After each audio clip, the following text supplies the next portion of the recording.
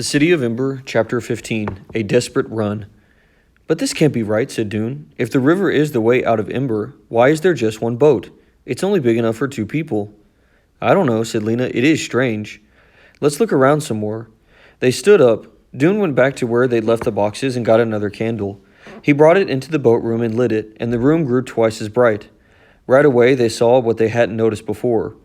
In the back wall was a door almost as wide as the whole room. When they went up to it, they could see that it, too, was a sliding door. Dune took hold of the handle that was on the right and pulled sideways, and the door rolled smoothly open to reveal more darkness. They stepped in. They could guess from the echoing sound of their voices, when they spoke, that they were in a tremendous room, though the ceiling was low. They could see it was just over their heads. The candlelight glinted off something shiny, and as they went in further, they could see that the room was filled with boats, row upon row of them, all just like the one in the first room.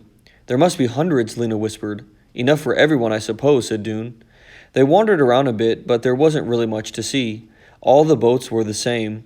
Each one contained 2 metal boxes and 2 paddles. The room was cold, and the air felt heavy in their lungs. The candle flames burned weakly, so they went back to the small room and slid the door closed behind them. I guess, said Lena, that this first boat is meant as a sort of sample. We learn what's what on the one that has signs: boat, paddles, candles, matches. They went back out to the river's edge. Lena blew out her candle and began closing up the boxes they'd opened. Dune blew his out too. I'm going to take my candle with me, he said, to look at later. I want some matches as well. He took a packet of matches from the box and tucked it inside his shirt. Lena returned the boxes to the boat room and slid the door closed. Then she and Dune stood together on the ledge and gazed down. Less than a foot below, the river rushed by. A short distance downstream, it plunged into the dark mouth in the wall and disappeared. Well, he said, we found it. We found it, Lena repeated wonderingly. And tomorrow at the start of the singing, said Dune, we'll stand up in Harkin Square and tell the whole city. When they came out of the pipeworks, it was nearly 6 o'clock. They hadn't realized they'd been down there so long. Both Dune's father and Mrs. Murdo would be wondering where they were. They stood for a moment under a lamppost, just long enough to agree on a time to meet the next day and plan their announcement. Then they hurried home. When Dune's father asked why he was so late, he said his song rehearsal had gone long. He wanted to shout out to his father, "We found the way out! We're saved!" But he held himself in for the sake of his moment of glory. Tomorrow, when his father saw him on the steps of the gathering hall, he would be so overcome with surprise and pride that he would go weak in the knees, and the people standing next to him would have to catch and hold him up. And the announcement about the thieving mayor, that would probably happen tomorrow too. Dune had almost forgotten it in the excitement of finding the boats. The mayor's arrest and the city's rescue, both at once. It was going to be an amazing day. Racing thoughts kept Dune awake almost until morning. The day of the singing was a holiday for the entire city. All the stores and the other businesses were closed. This meant that Dune didn't have to go to the pipeworks. His father didn't have to go to his shop either, but he was going to go anyhow. If he wasn't in his shop fussing with his merchandise, he didn't know what to do with himself. Dune dawdled over his breakfast of carrot sticks and mashed turnips, waiting for his father to go. He wanted to get ready for the journey down the river. They probably wouldn't leave for a few days. He and Lena would make their announcement tonight, and people would need time to get organized before they could leave the city. But he was too excited to sit around and do nothing. As soon as his father left, Dune slipped the case off his pillow. This would be his traveling pack. He put in the candle and the matches. He put in the key that he'd borrowed from the pipeworks office. He put in a good-sized piece of rope that he'd found at the trash heaps and had been saving for years, and a bottle for water. He put in an ancient folding knife that his father had given him, which had come down through generations of his family, and which he used to chop off his bangs when they got so long that they tickled his eyelids. He put in some extra clothes in case he got wet, and some paper and a pencil, so that he could write a record of the journey. Along with these things, he crammed in a small blanket. It might be cold in the new city, and a packet of food. 6 carrots, a handful of vitamins, some peas, and mushrooms wrapped in a lettuce leaf, 2 boiled beets, and 2 boiled turnips. That should be enough. Surely when they got to where they were going, the people who lived there would give them something to eat. He tied the top of the pillowcase in a knot, and then he untied it again. He might want to add something else. He stood in the middle of the apartment and looked around at the jumble of stuff. There was nothing else here that he wanted to take with him. No, there actually was one thing. He went back into his room. From beneath his bed he pulled out the pages of his bug book. He leafed through it. The white spider, the moth with the zigzag pattern on its wings, the bee striped brown and the yellow on its rear end. He looked at his drawings for a long time, memorizing their beauty and their strangeness. Tiny fringes of hair, minute claws, joined legs. Should he take this with him? There might not be creatures like this where they are going. He might never see such things again. But no, he'd leave it behind. His pack should be small and light. He put the bug book back under his bed and pulled out the box where he kept the green worm. He drew back the scarf to check his captive one more time. Several days before, the worm had done a curious thing. It had wrapped itself up in a blanket of threads. Since then, it had hung motionless from a bit of cabbage stem. Dune had been watching it carefully. Either it was dead, or it was undergoing the change that he'd read about in a library book but could hardly believe was true. The change from a crawling thing to a flying thing. So far, the bundled-up worm had shown no signs of life. But now he saw that it was wriggling. The whole wrapped-up bundle, which was shaped like a large vitamin pill, bent slightly from side to side, then was still, then bent back and forth again. Something was pushing at the top end of it, and in a moment the threads were split apart and a dark furry knob emerged. Dune watched, holding his breath. Next came two hair-like legs, which clawed and plucked at the blanket. In a few minutes the whole creature was out. Egress, thought Dune with a smile. The creature's wings were crushed flat against its body at first, but soon they opened, and Dune saw what his green worm had become. A moth with light brown wings. He lifted the box and carried it to the window. He opened the window and held the box out into the air. The moth waved its feathery feelers and took a few steps along the wilted cabbage leaf. For several minutes it stood still, its wings trembling slightly. Then it fluttered up into the air, rising higher and higher until it was just a pale spot against the dark sky. Dune watched until the moth disappeared. He knew that he had seen something marvelous. What was the power that turned the worm into a moth? It was greater than any power the builders had had, he was sure of that. The power that ran the city of Ember was feeble by comparison, and about to run out. For a few minutes he stood by the window, looking out over the square and thinking again about what to pack for his journey. Should he put in anything like nails or wire? Should he need money? Should he take some soap? Then he laughed and struck a hand against his head. He kept forgetting that the entire population of the city would be with him on the trip. If he needed something he didn't have, someone would surely be able to supply it. So he tied a knot in his pillowcase and was about to close the window when he caught sight of three burly men wearing red and brown uniforms of the city guards striding into the square. They stopped and looked around for a moment. Then one of them confronted old humpbacked Nammy Prongs, who was standing not far from the entrance to the small item shop.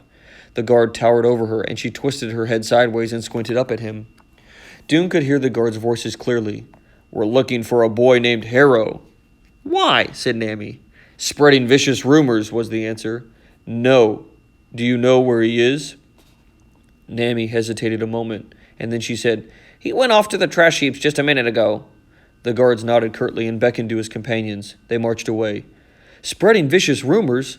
Dune was so stunned that he stood still as stone for a long minute. What could they possibly mean? But they were only one answer. It had to be what they told the assistant guard about the mayor. Why were they calling it a vicious rumor? It was the truth. He didn't understand it. He did understand, though, that Nammy Prongs had done him a favor. She must have seen that the guards meant him no good. She had protected him, at least for the moment, by sending the guards to the wrong place. Dune forced his mind to slow down and think. Why did the guards think that he and Lena were lying? Obviously, they hadn't investigated the room in Tunnel 351. If they had, they'd have known that he and Lena were telling the truth. He could think of only one other possibility. The guards, at least some of them, already knew what the mayor was doing. They knew about it and wanted it to stay a secret. And why? It was clear. The guards, too, were getting things from the storerooms. It had to be the answer. For a moment, the fear he'd felt when he saw the guards was replaced with rage. The familiar hot wave rose in him, and he wanted to grab a handful of his father's nails or pot shards and throw them against the wall. But all at once he remembered, if the guards were after him, they'd be after Lena too. He had to warn her. He dashed down the stairs, his anger turning into power for his running feet. After discovering the room full of boats, Lena had come home to Mrs. Murdo's with the sound of the river still in her ears. It was like a huge, powerful voice roaring at the top of his lungs. Deep inside herself, Lena felt an answering call, as if she, too, contained a drop of the same power. She would ride on the river. She could hardly believe it. And it might take her to the shining city she had dreamed of, or it might drown her. What she had imagined before, the smooth, gently sloping path leading out, now seemed childish. How could the way into a new world be so easy? She dreaded going on the river, but she was ready for it. She longed to go. She slept that night in the beautiful blue-green room in the big lumpy bed with Poppy next to her. She felt safe here. Mrs. Myrtle came in and tucked the covers around her. She sat on the edge of the bed and sang an old little song to Poppy, something about rockabye baby in the treetops. What are treetops? Lena asked, but Mrs. Murdo didn't know. It's a very old song, she said. It's probably nonsense words.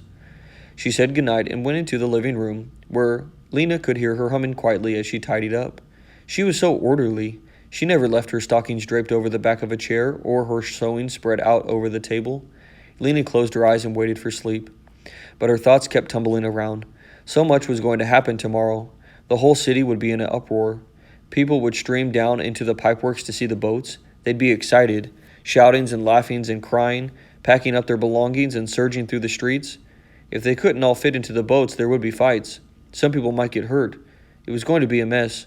She'd have to keep her little family close around her. Poppy, Mrs. Murdo, and Dune, and perhaps Dune's father, and Clary. Through it all, she would hold tight to Poppy, so no harm could come to her. It seemed that she had barely closed her eyes when she felt Poppy's hard little heels banging against her shins. "Time to get up! Get up!" Poppy chirped. She got out of bed and dressed herself and Poppy. In the kitchen, Mrs. Murdo was mashing potatoes for breakfast. How lovely, Lena thought, to have breakfast cooked for her, to hear water bubbling in the pot, and to find a bowl and a spoon set out on the table and vitamins lined up neatly beside a cup of beet tea. I could live here forever, Lena thought, before she remembered that in a day or two they would all be leaving. There was a sudden banging on the front door. Mrs. Murdo dried her hands and went to answer it. But before she'd taken 3 steps, the banging came again. I'm coming, Mrs. Myrtle cried, and when she opened the door, there was Dune. His face was flushed, and he was breathing hard. He had a bulging pillowcase slung over his shoulder. He looked right past Mrs. Myrtle to Lena. I have to talk to you, he said, right now, but... He threw a doubtful glance at Mrs. Murdo. Lena scrambled up from the table. In here, she said, towing him towards the blue-green room. When she had closed the door, Dune told her what had happened. They'll come for you too, he said. Any minute. We have to get out of here. We have to hide from them. Lena could hardly make sense of what he was saying. They were in trouble? Her legs went shaky to the knees. Hide? She said. Hide where? We could go to the school. No one would be there today, or the library. It's almost always open, even on holidays. He hopped impatiently from foot to foot. But we have to go fast, and we have to go now. They have signs up about us all over the city. Signs? Telling people to report us if they see us. Lena felt as if a swarm of insects was inside of her, buzzing so loudly that she couldn't think. How long do we have to hide? All day? I don't know. We don't have time to think about it. Lena, they could be outside the door this very minute. The urgency in his voice convinced her. On the way through the living room, she gave Poppy a quick kiss and called, Bye, Mrs. Murdo. We have some emergency work to do. If anyone comes asking for me, say I'll be back later. They were down the stairs before Mrs. Murdo could ask any questions. Once in the street, they ran. Where to? Lena said. The school, Dune answered.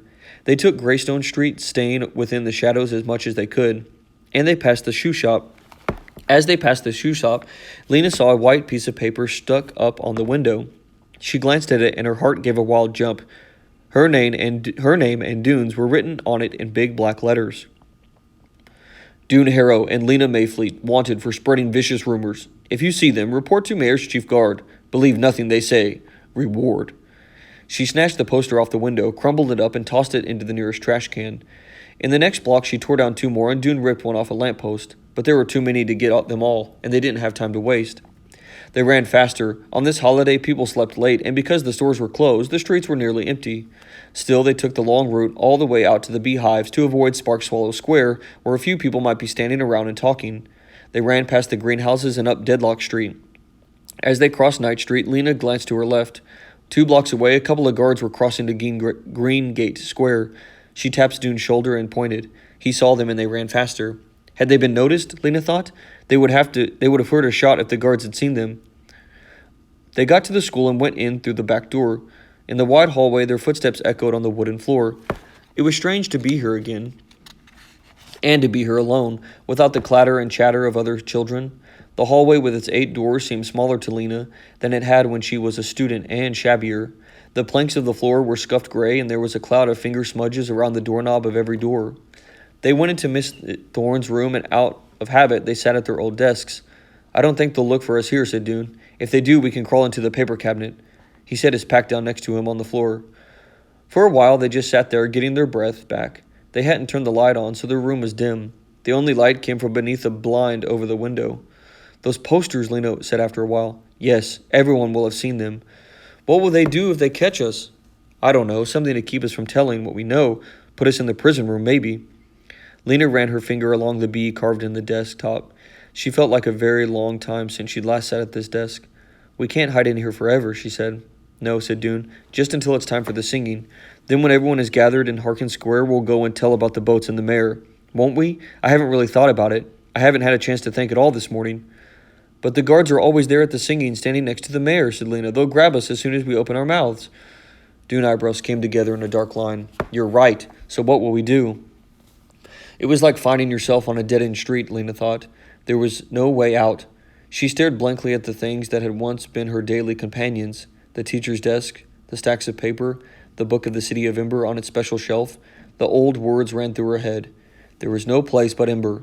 Ember is the only light in this dark world. She knew now that this wasn't true. There was someplace else. The place where the boats would take them. As if Dune had read her thoughts, he looked up. We could go. Go where, she said, though she knew right away what he meant. Wherever the river leads, he said. He gestured to the pillowcase sack. I packed up my bag this morning. I'm all ready. I'm sure I have enough for you, too. Lena felt her heart shrink a little. Go by ourselves? She said without telling anyone. We will tell them. Dune was on his feet now. He went to the cabinet and got out a sheet of paper. We'll write a note, explaining everything. A note to someone we trust. Someone who'll believe us. But I can't just leave, said Lena. How could I leave Poppy and not even say goodbye to her? Not know where I'm going or even if I'm ever coming back? How could you go without saying goodbye to your father? Because, said Dune, once they find the boats, the rest of Ember will follow us. It's not as if we're leaving them forever. He strode across the room and rummaged into Miss Thorne's desk. Who shall we write this message to?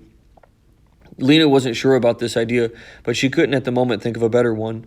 So she said, we could write it to Clary. She's seen the instructions. She'll believe what we say, and she lives close by, just up Torque Square. Okay, said Dune. He pulled a pencil from the desk drawer. Really? He said, this is a perfect idea. We can get away from the guards and leave our message behind us, and we can be the first ones to arrive in the new city. We should be the first because we discovered the way. Well, that's true. Lena thought for a minute. How long do you think it will take before the rest of them find the boats and come? It's a lot of people to get organized. She numbered on her fingers the things that would have to happen. Clary will have to get the head of the pipeworks to go down with her and find the boats.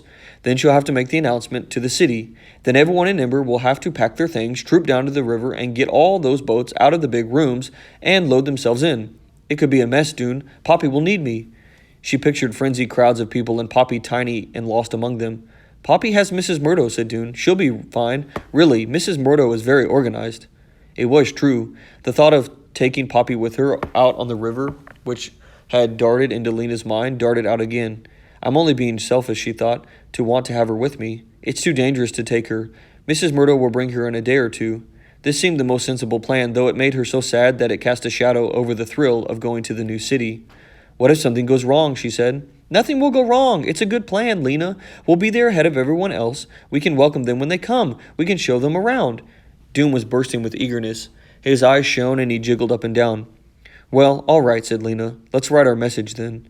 Dune wrote for a long time. When he was finished, he showed what he had written to Lena. He'd explained how to find the rock with the E, how to go down to the boat room, even how to use the candles. It's good, she said. Now we have to deliver it. She paused a moment to see if she had any courage inside of her. She found that she did, along with sadness and fear and excitement.